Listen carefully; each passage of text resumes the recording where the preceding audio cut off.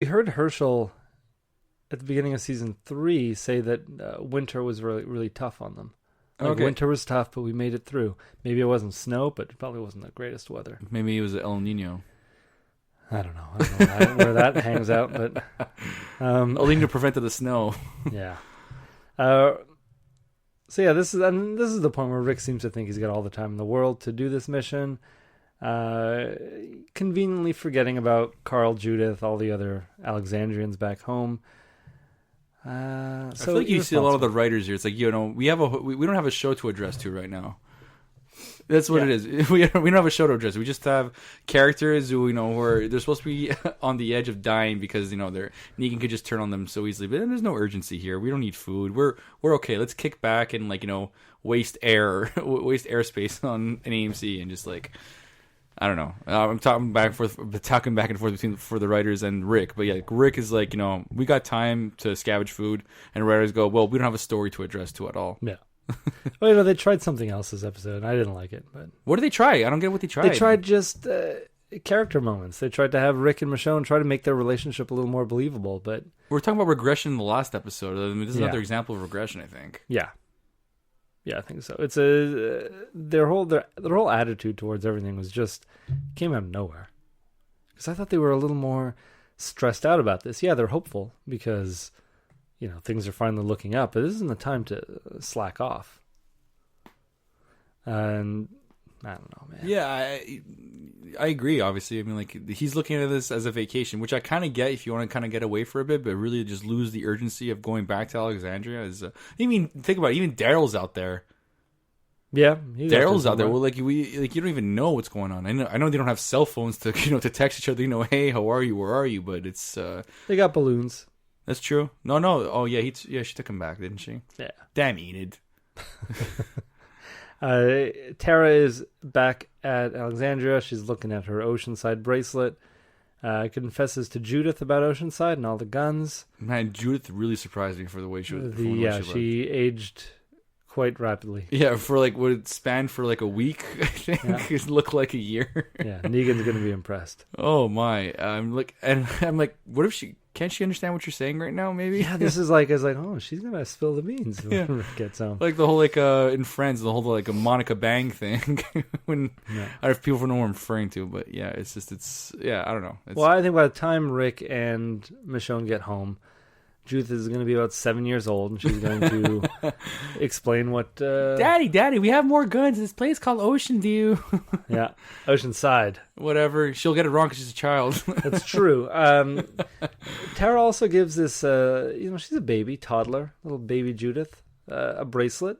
Terrible too. Yeah. And she gives her bracelet with a bunch of little choking hazard shells strung through it. So, congratulations, Tara. I don't even think Judith has ever had a pacifier.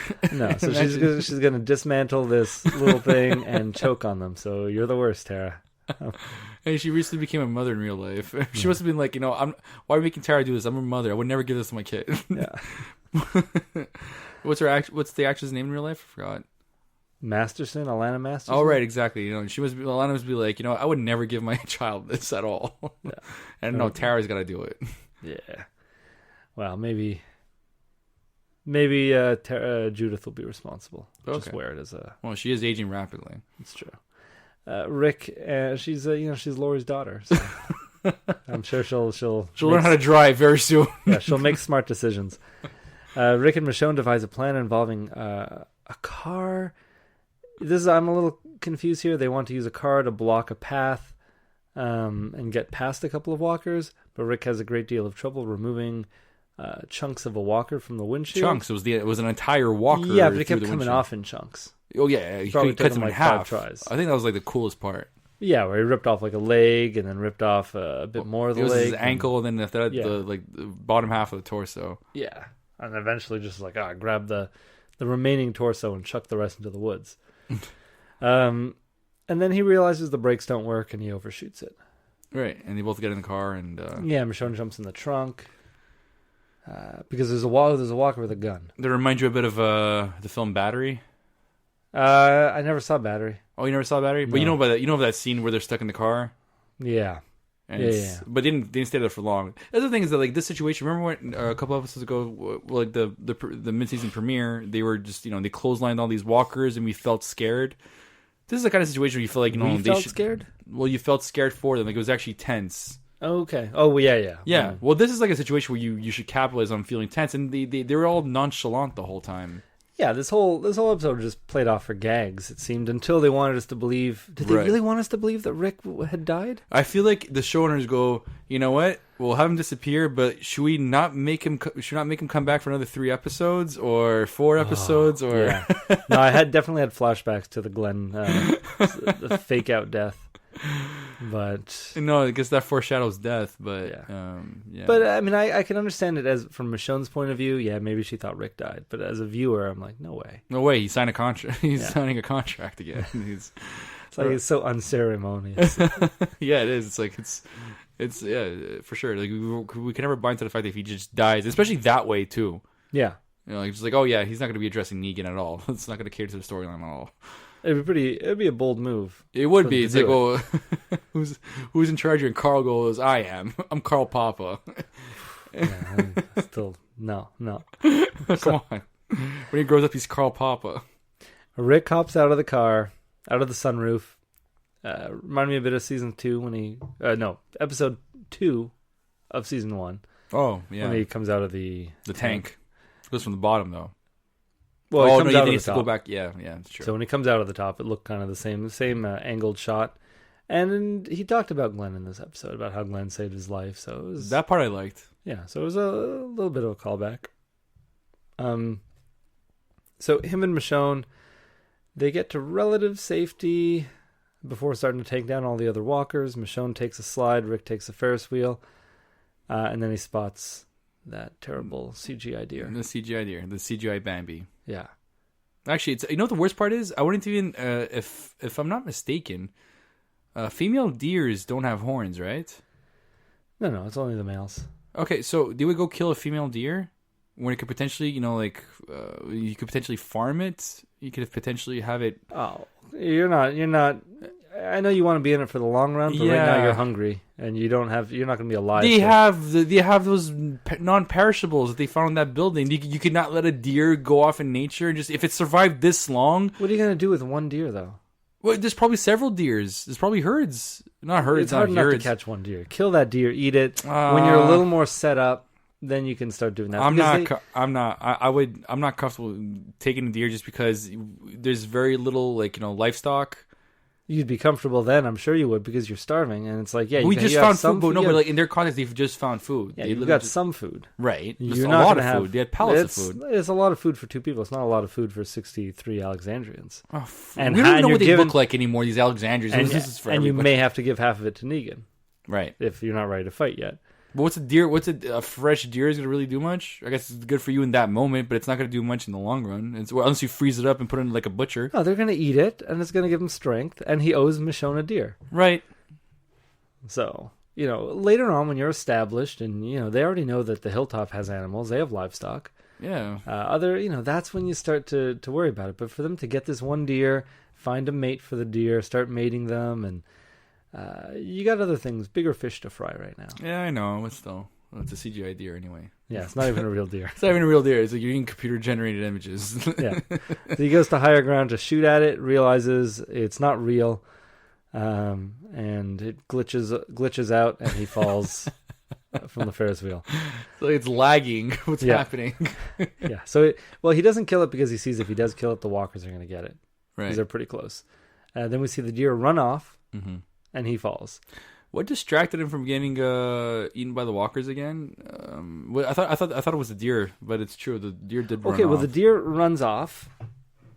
does run off. And then a little bit later, when the walkers are all coming up to Rick, and Rick backs up, and the walkers are eating something, I'm pretty sure it ends up being the deer. Oh, not for nothing. I don't know how they got that deer. Because that deer ran off in the other direction and was nowhere near Rick.